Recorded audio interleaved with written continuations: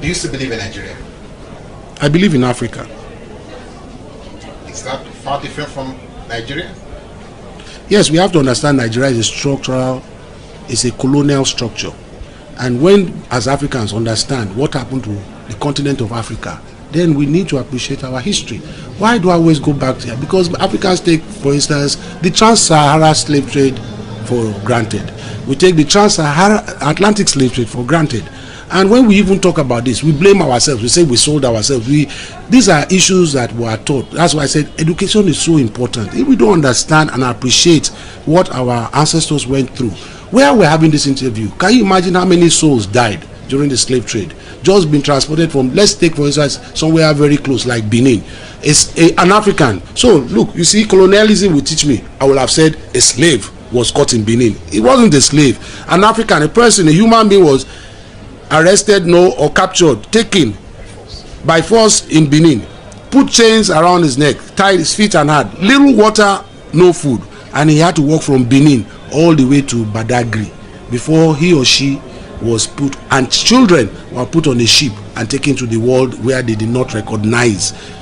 This happened, not one, not two, not 1,000, not 10,000, millions. They say approximately 100 million people died walking, 100 million, 60 million died in the sea. The wars that were happening, the trauma that happened on this continent, the cries, we cannot, you see. And I always like to use the Hitler's case as an example. Why are we sympathetic to the Jewish story? Because there is footage. So if you just talk, you can't even crack a bad Jewish joke, you can't even crack a Jewish joke, they will bring you down. That is how Africa must stand. Don't talk about the slave trade to us. Do you know our pain? You can't imagine the cries. When will Africa stand united in this case? When do we take our case to the United Nations as one people, one voice? We want to veto America. How do we do this? When we are divided, when we go with the colonial structures, we'll always talk in multiple voices. And as the Bible says, when you talk in multiple voices, you have no voice. When we talk with one voice, united, we go to United Nations, we pull out. Because then that body is insignificant to what to us as a people. Of what is it to us? If we all say yes and America vetoes us, of what significance is our presence there? So we stand as one people. So we make our voice heard. We start to do things. We make Africa the envy of the world. So then I'll be able to drive my car from Lagos to Johannesburg. We open our borders. Do you know that as a Nigerian, I'm fortunate to have a British, or should I say unfortunate, I don't know which way, to have a British passport. But if I want to go to South Africa, I don't have to go and apply for a South African visa. I just walk into South Africa, they stamp 3 months on my passport. As a Nigerian, I have to queue, and I probably will not get the visa. As an African, as a Nigerian that fought against apartheid, I will not be given a visa to South Africa. But as a British, South Africa opens its border to me. You see, all this is part of colonialism. To ourselves, we are very wicked. Just go from Lagos to Benin. See what it will cost you to get through that border. Even if your documents are correct, you will hate yourself at the end of the day. So is this a betrayal of African leadership? No, this is part of appreciating our history. We have not learned to appreciate ourselves or our history. When you understand 500 years of slavery, you can understand why this is happening. So I will not be one to tell you that I'm going to fight for freedom and it's going to come, I want it in my lifetime. No, I know it's not possible in my lifetime. Do you know how many souls have lost their lives fighting for freedom? Do you know, if Obama is president of America, it's something that nobody could foresee when Martin Luther King was talking about this. But if you thought Obama was going to bring unity into America, then you are a clown. So I'm sure, and if Obama too was thinking it's going to be an easy road, it must have been, it will be a joker, because the fight has just started. A black person probably will never get elected in the next 50 years, but we have seen the possibility. But is that where a black person should be even elected? Where is the African unity? Where is the brotherhood, the sisterhood of Africa? Where is fighting for the envy of Africa? Africa, the great continent. Where is all this? So when you appreciate this history, you understand why corruption is. You understand why we are the way we are. You understand why the fight must continue. You understand why the fight must end. When you understand all this, then you are cooler, you are calmer. You understand that violence is not the answer to this problem.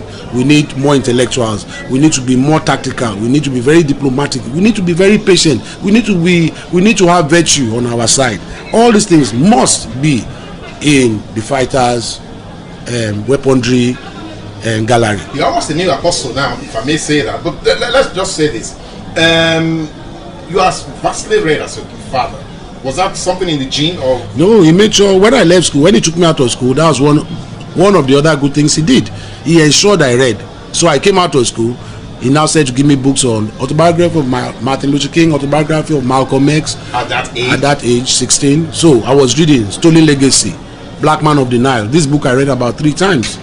Then I went. So every time I was fortunate to travel, I went to any black library. So I was now reading. I became more read than him. So I was known like a professor in his house. And because I had read so much, I could read between the lines, because there are so many books you will read and the author is just trying to tone you to portray his point, but doesn't mean he's right.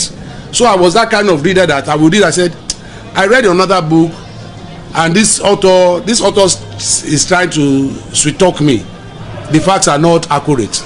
And he will say, how do I know? So I will now bring books. I said, I read. He said, you read this book too? He said, you are doing a lot of reading, or you are a professor. So everybody now knew that I was just reading and reading. I went spiritual. I was reading the Egyptian Book of the Dead, for instance. I wanted to know I was very curious about death. I was very curious that, wow, because at 16, 17, I was very frightful of death. And I was so frightful, and I could not understand my father's bravery. And so I wanted to be brave. So I said to look for research about what if I was killed? What if my father dies? I wanted to know about death. So I just said to read books. And you will not even believe I came first in BK in school self. I wanted information. And the only way I could get that information was by reading. Then after reading, I now stopped reading to now assimilate what I've read, come to my own conclusion, not be biased. So I am not racist. I'm not, even when I talk about Pan-Africanism, I understand that we need the West, we need medicine, we need to understand, we cannot be judgmental and say, yes, Europe came and took us as slaves, but then we must understand, why did Europe take us as slaves?